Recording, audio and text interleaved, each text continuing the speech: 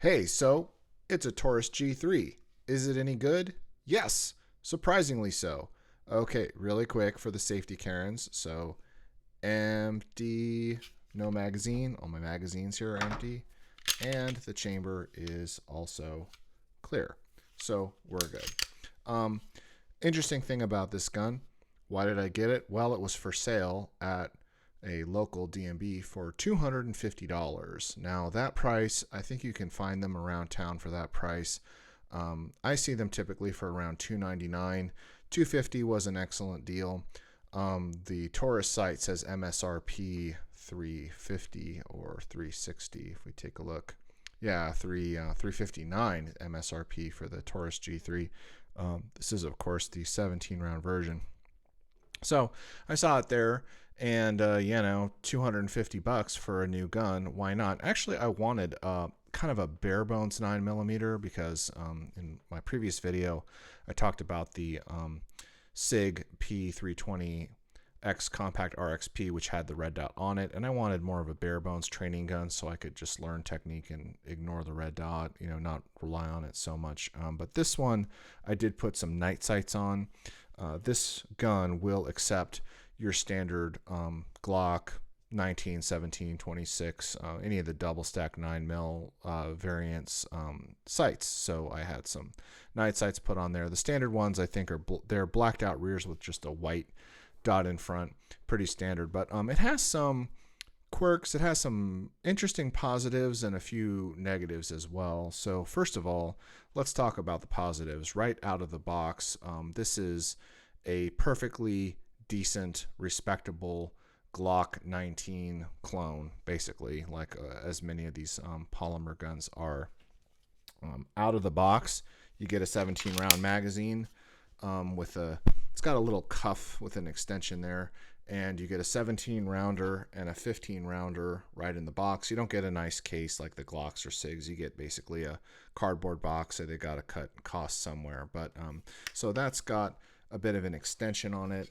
I can get full purchase on both, but that's quite a decent extension. And then the 17 rounder is flush fit, so we'll throw that in, and you get kind of a flush fit look, but very nice. Okay, so the look of the gun I think is pretty good. They've got a few different color options. This is of course that brushed steel look, positive, compatible with Glock sights, positive.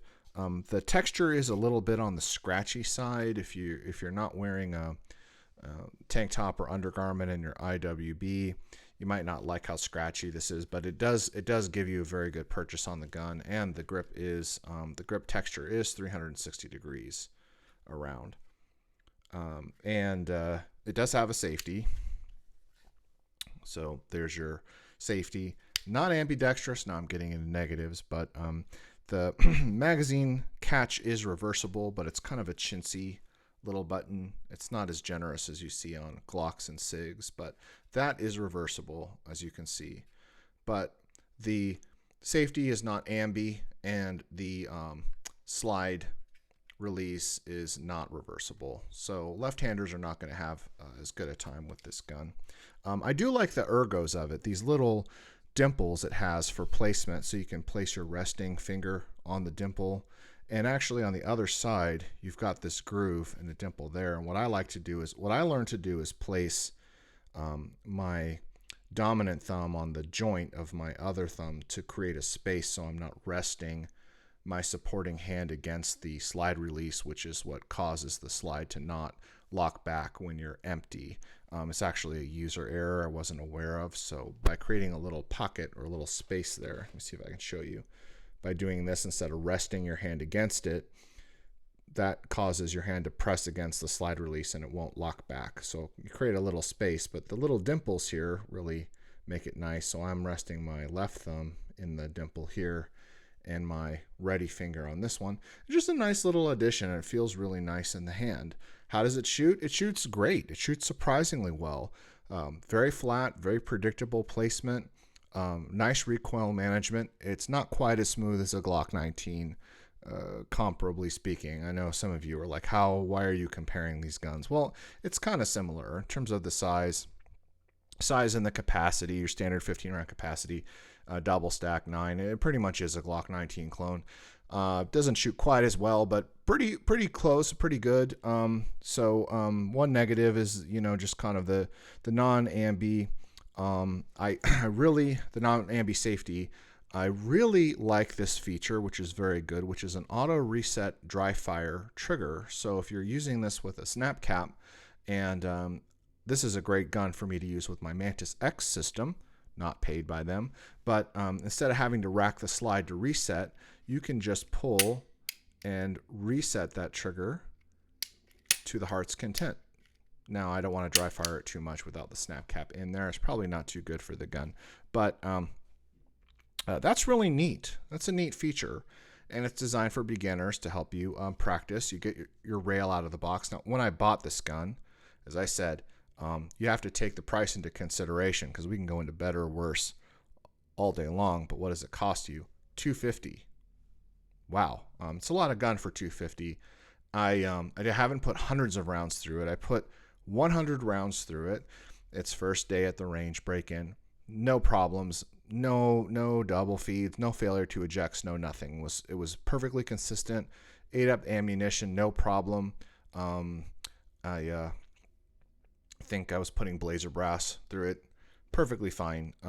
It's a perfectly reliable, decent handgun for under $300 or right at the $300 price point.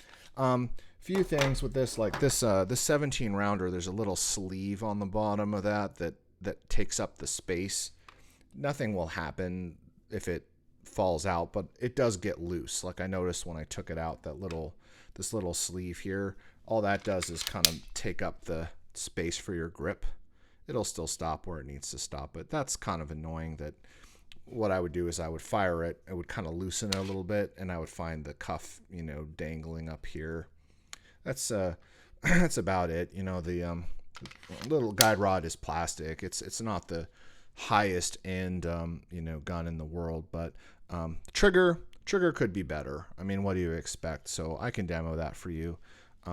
It does have the safety, the trigger safety there, very Glock-like, right? The materials that make it up are not quite as, they don't have the quite as nice a feel as a Glock, but the brake is very rearward, so it's not real crisp. So you can see where it breaks way in the back.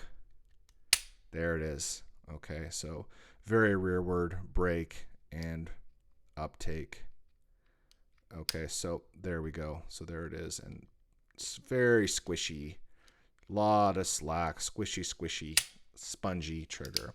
Now that's a downside, because you're not going to find as many nice aftermarket triggers as you do for Glock. Like Glock Store has the pyramid triggers, endless varieties of performance triggers and adjustable trigger options available for Glocks. Taurus, I'm not so sure. Maybe if you leave me a comment, let me know. There might be some available, but this is really not for that market. this is not for the super enthusiast modifying market. This is for your basic entry-level market. A rearward trigger with kind of a spongy brake is not so bad for beginners. For self-defense purposes, people who tend to over pull the trigger, and it gives them that little extra, they're overreacting with their trigger finger. So it's kind of like an understeer on a car. It's not necessarily a bad thing in crisis situations, but it's not that pro, really nice professional target shooting competition type of trigger. But for your standard self-defense gun, again, for $250, it is plenty of gun for the money. It is not bad. I personally would put it a cut above the Ruger semi-auto variants. They do kind of compete in that budget space, right, for semi-autos. My personal take is like this versus the Ruger, the Security 9, some of those variants. I would put the Taurus a little bit ahead of the Ruger.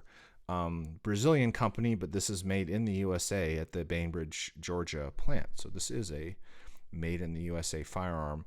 Now, when I bought it, the guy behind the gun counter was like, I've been carrying one of those for years and I love it. No problems. When I went to my friend who owns the gunsmith shop, because he has the vise to do the slide pusher. So I bought the sights from them. and he said, "Oh, it's awesome, Taurus. I've also carried one of those for years. I like them, you know, and perfectly good gun." So lots of positive reception around these. I know the G2s, the G2, G2Cs may have had a few issues, but from what I hear, the G3, G3C, I believe, is essentially the same gun, just a little shorter here, more compact, and the G4 is their slimline version. Or have been very well reviewed and very well received by the market. So you will keep it. It does shoot well. It's not bad to shoot at all. Phenomenal gun for a phenomenal price, and you get a lot right out of the box. You know, if you're in California, you're stuck with a 10 round mag, which sucks. But 115 rounder, 117 rounder right out of the box. Night sight's easy to come by. Holsters not so bad. I found some holsters, you know, on eBay and Amazon, and a rail system. This is not the Toro model. I believe they do make a Toro model, maybe. I guess you could have the slide cut, but why would you want to? You know, the whole point of this is it's kind of your cheap bare bones gun, gets the job done for less, and is a perfectly respectable Glock 19 knockoff there by our friends at Taurus. Good stuff. Thanks for watching. Let me know what you think. Bye.